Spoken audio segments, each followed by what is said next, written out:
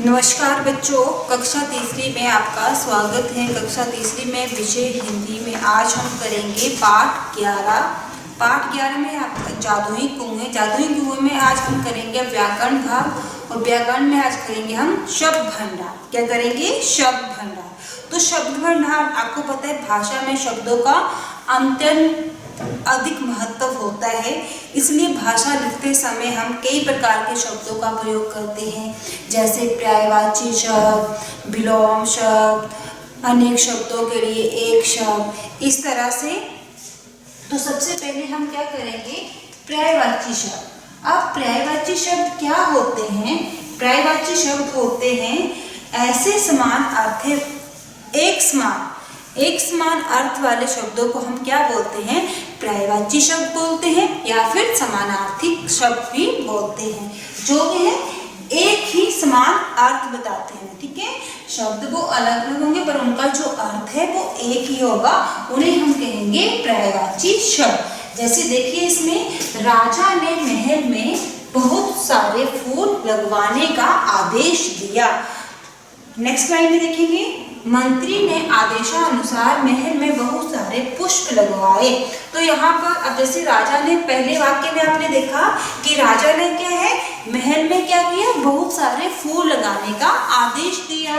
तो जैसे राजा ने आदेश दिया तो मंत्री ने क्या किया? राजा के आदेश के अनुसार क्या किया? महल में बहुत सारे पुष्प लगा दिए। तो यहाँ पे फूल और पुष्प जो है इनका एक ही अर्थ है। ठीक है, उसके बाद देखिए, जैसे नेक्स्ट पिक्चर में आप देखेंगे, इस पिक्चर में देखिए, आकाश में सूरज चमक रहा है। फर्स्ट वाक्य में है आकाश में सूरज चमक रहा है। अब अगले वाक्य में देखेंगे, आकाश में सूर्य चमक रहा है।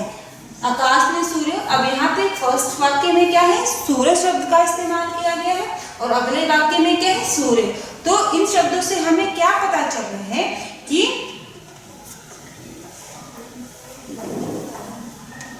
इन शब्दों से हमें पता लग रहा है कि ये क्या है? ऐसे समानार्थ वाले शब्द हैं जो कि जिनका एक ही अर्थ होता है। ठीक है, ऐसे शब्द हैं जिनका एक ही अर्थ होता है। जैसे देखेंगे, चांद, चंदा, चंद्रमा। नेक्स्ट देखिए,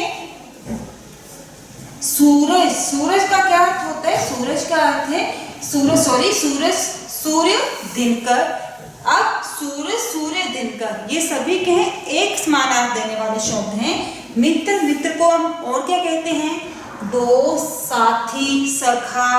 उसी तरह से पुत्र का और हम क्या कहते हैं? बेटा, लड़का, सुख, पक्षी, खग, पंछी, संसार, विश्व, जगत, घर, मकान, गृह, फूल, पुष्प, सुमन, पहाड़, पर्वत, गिरी, आकाश, आसमान, गगन, पेड़ को और हम क्या कहते हैं? तरु, वृक्ष। ठीक है, जैसे अगला है पानी को हम और जल, बारी। उसके बाद नेक्स्ट है भगवान को हम क्या कहते हैं? ईश्वर, प्रभु, मनुष्य, नर, मानव, रात, रात्रि, रजनी, निशा। चांद है तो चांद को चंद्रमा, चंद्र, इस तरह से। तो इसमें देखिए, ये सभी जो शब्द है वो एक समान अर्थ देने वाले हैं, तो उन्हें हम क्या कहेंगे? पर्यायवाची शब्द कहेंगे, या फिर समानार्थिक शब्द। उसके बाद नेक्स्ट अगला देखेंगे,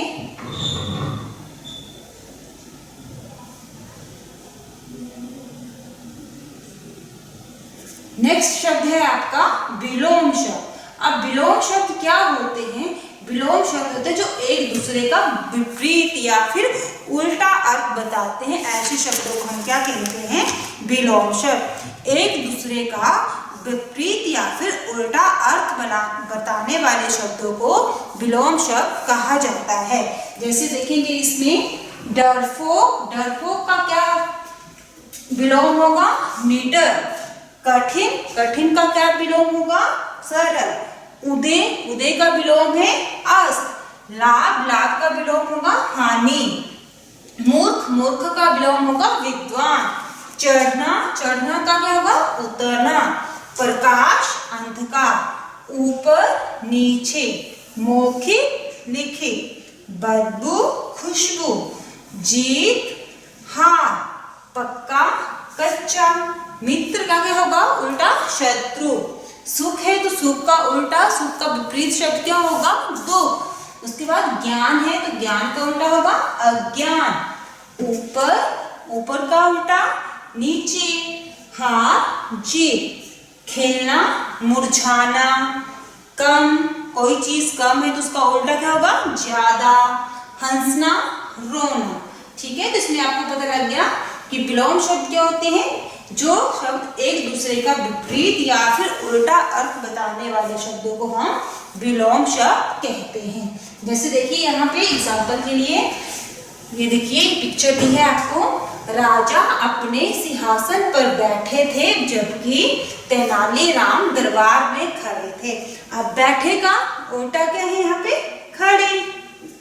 फिर नेक्स्ट पिक्चर में देखेंगे सूरजमुखी का फूल दिन में खिलता है जबकि रात में मुरझा जाता है।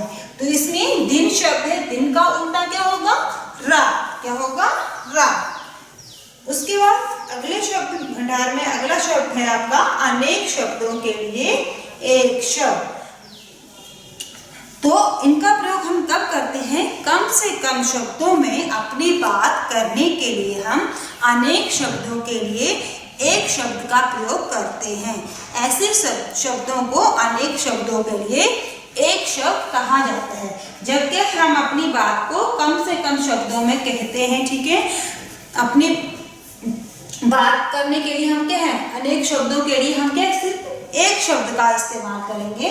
उसमें ऐसे शब्दों को हम क्या कहते हैं अनेक शब्दों के लिए एक शब्द। क्या कहते हैं अनेक शब्दों के लिए एक शब्द। जैसे यहाँ पर एग्जाम्पल के लिए आप लोग देखेंगे प्रतिदिन होने वाला।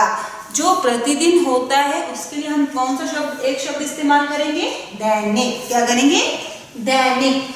जूते बनाने वाला, अब जूते जो बनाता है उसे हम क्या कहते हैं मोची। मैं अपनी बात को कम से कम शब्दों में कहूंगी तो मैं क्या कहूंगी मोची। मुझे मोची के पास जाना है, जूते बनाने वाले के पास ना बोलकर क्या बोला मैंने एक शब्द यूज किया मोची। दो पहियों वाला क्या कहेंगे दोपहिया। जो कक्षा में पढ़ाती है उसे क्या कहते हैं अध्यापिका। ईश्वर में विश्वास रखने वाला आस्तिक। जो खेती करता है किसान। जो बगीचे की देखभाल करता है उसे हम क्या कहते हैं माली। जो पत्थर बांटता है डाकिया। जो मिट्टी के बर्तन बनाता है कुम्हार। अत्यधिक मेहनत करने वाला कौन होता है मेहनती। जो कभी ना मरे क्या कहेंगे अमर। खाना बनाने वाला रसोइया। दरबार में रहने वाला दरबारी।